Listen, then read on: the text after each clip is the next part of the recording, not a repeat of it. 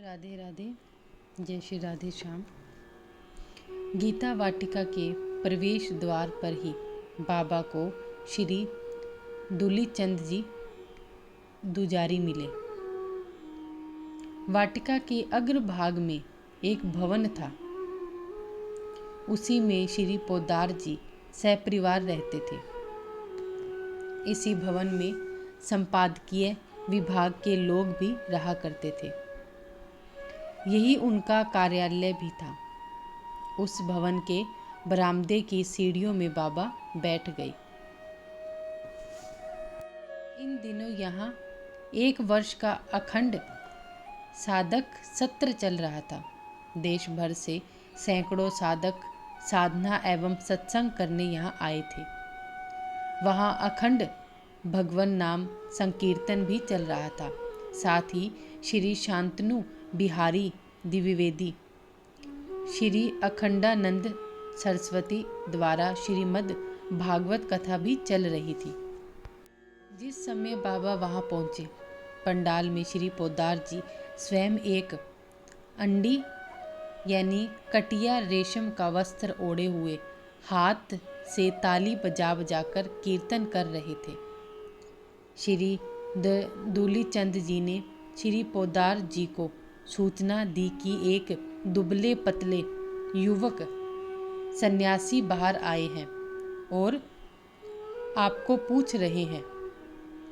श्री दूलीचंद जी ने सूचना पाते ही श्री पोद्दार महाराज संकीर्तन पंडाल से चलकर बाबा के पास आए और हाथों से बाबा के दोनों चरणों को छूकर प्रणाम किया।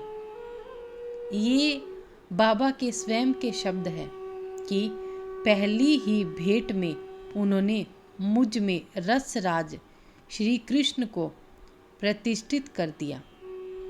रस स्वरूप श्री कृष्ण और महाभाव स्वरूपा श्री वृषभानु नंदिनी वैसे तो एक ही है, परंतु उन रस स्वरूप संत ने पहली ही भेंट में मुझे महाभाव का दान कर दिया। इन दान की प्रक्रिया भी अति विचित्र थी।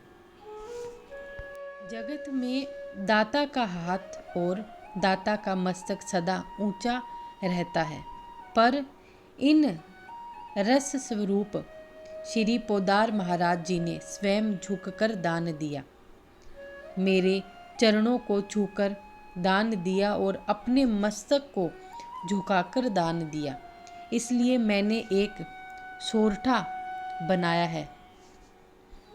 विभू तत्व में मेरी प्रतिष्ठा तो श्री सेठ जी ने की, परंतु मुझ में श्री राधा कृष्ण के रस तत्व की प्रतिष्ठा श्री पोद्दार महाराज जी ने की।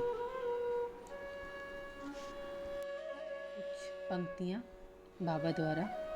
ब्रह्म रूप स्वस्थान जय दयाल विभू ने दिया, महाभाव रसदान कृष्ण रूप हनुमान ने।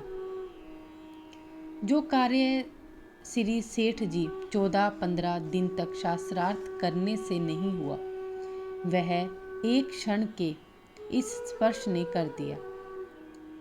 साकार उपासना की तो बात ही क्या, वस्तुतः ऐसी बात तो अति साधारण स्तर की ही होती। साकारोपासना की अंतर्गतम हृदय वस्तु उस स्पर्श के द्वारा श्री पोद्दार जी महाराज ने मुझे प्रदान कर दी। न जाने कितनी कितनी उपासना साधना के उपरांत भी जो वस्तु प्राप्त नहीं होती, वह लव मात्र में मुझे कैसे प्राप्त हो गई, यह रहस्य बुद्धिगम्य है ही नहीं।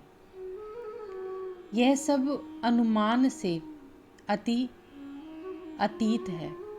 बस इतना ही कह सकता हूँ कि साकार उपासना की हृदय वस्तु तो ब्रज भाव है। वह श्री पोद्दार महाराज के उस अद्भुत स्पर्श से लव मात्र में मेरे अंतर में सुस्थापित हो गई। ब्राह्मी स्थिति की मस्ती में मैं चतुराश्रमी सन्यासी न तो झुका और न ही मैंने हाथ पसारे। जब वस्तु के महत्व से भी अपरिचित था तो याचना होती भी कैसे। अतः मन में भी याचना का भाव नहीं था, परंतु ज्ञानोत्तर भाव राज्य की रसमयता में सतत निमग्न श्री पोदार महाराज को वस्तु का दान करते समय झुकने के लिए सोचना भी नहीं पड़ा। सहज भाव से वे झुके और अति विनम्र होकर उन्होंने अपने जीवन की निधि मुझे सौंप दी। वस्तुतः रसामृत के दान की यह प्रक्रिया ही अति अद्भुत है। गागर आई अवश्य सागर के पास, परंतु गागर झुकी नहीं, सागर पूर्णतया झुक गया। रसामृत का पान कराने के लिए झुक पड़ा।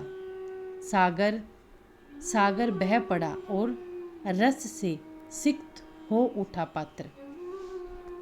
बाबा की दृष्टि पोदार महाराज पर तभी से लग गई थी जब वे प्रणाम कर रहे थे। प्रणाम करके जो ही उन्होंने अपना मस्तक उठाया, उनकी दृष्टि बाबा की दृष्टि से एक हो गई। बाबा को श्री पोदार महाराज एकटक देखने लगे। 3-4 मिनट का समय कम नहीं होता। 4-5 मिनट पश्चात जब पोदार महाराज कुछ प्रकृतिस्थ हुए तो उन्होंने बाबा से भिक्षा के बारे में पूछा। पूछने पर बाबा मंद मंद मुस्कुरा दिए। श्री पोदार महाराज ने अनुमान लगा लिया कि बाबा को निराहार रहना पड़ा था। उन्होंने तत्काल उनके विश्राम और भिक्षा की व्यवस्था की। उस दिन एकादशी थी, अतः पोदार महाराज थाल में व्रतोचित फलाहारी वस्तुएं लेकर बाबा के सन्मुख आए। बाबा ने कहा, मैं पहले स्नान करना चाहता हूँ। तत्काल स्नान की व्यवस्था हुई। भिक्षा के समय पत्तल परोसने का कार्य स्वयं पोदार महाराज ने ही किया। इसी प्रकार कुटिया में बाबा के लिए पुआल का गद्दा भी पोदार जी ने स्वयं ही बिछाया। बाबा स्वयं देख रहे थे कि श्री पोदार महाराज में संत सेवा का कैसा भाव और चाव है। अतिथि सत्कार की इस क्रिया ने उन्हें विस्मय से भर दिया था। वे सोच रहे थे कि क्या ऐसे सेवा भावी शील संपन्न मानव इस भूतल में आज भी है। सब आवश्यक कार्यों से जब बाबा निवृत्त हो गए तो उनकी सुस्थिरता से पूज्य श्री पोदार महाराज से वार्ता हुई। बाबा ने संक्षेप में बतलाया किस प्रकार रांची में श्री सेठ जी से श्री मद्भगवत गीता की टीका लिखने की बात उठी और फिर गोरखपुर आने का कार्यक्रम बना। सारे विवरण को सुनकर पूज्य श्री पोदार महाराज ने कहा, स्वामी जी, मुझे तो आज ही वाराणसी जाना पड़ रहा है। वहाँ एक सज्जन मरणासन स्थिति में है। वाराणसी जाना आवश्यक है। 3-4 दिन में मैं अवश्य लौट आऊँगा। तब तक आप यहीं विराजित रहें, आपको कुछ भी कष्ट नहीं होगा। मेरे व्यक्ति आपकी भली प्रकार संभाल कर लेंगे। बाबा ने उत्तर दिया, आप मेरी ओर से निश्चिंत हो जाइए। आप चिंता रहित होकर वाराणसी यात्रा करें, मैं यहीं पर रहूँगा। श्री पोदार महाराज उसी रात्रि में वाराणसी चले गए। बाबा ने रात्रि में गहरी निद्रा ली। ट्रेन की लंबी यात्रा में वे ठीक प्रकार से सो नहीं पाए थे। श्री पोदार महाराज 2-3 दिवस में ही लौटकर आने वाले थे, परंतु वे संयोगवश लौटकर आए प्रतिपदा तिथि के दिन। जब तक श्री पोदार महाराज के निर्देशानुसार उनके परिकर बाबा की यथोचित सेवा करते रहे। जय जय श्री राधेश्याम।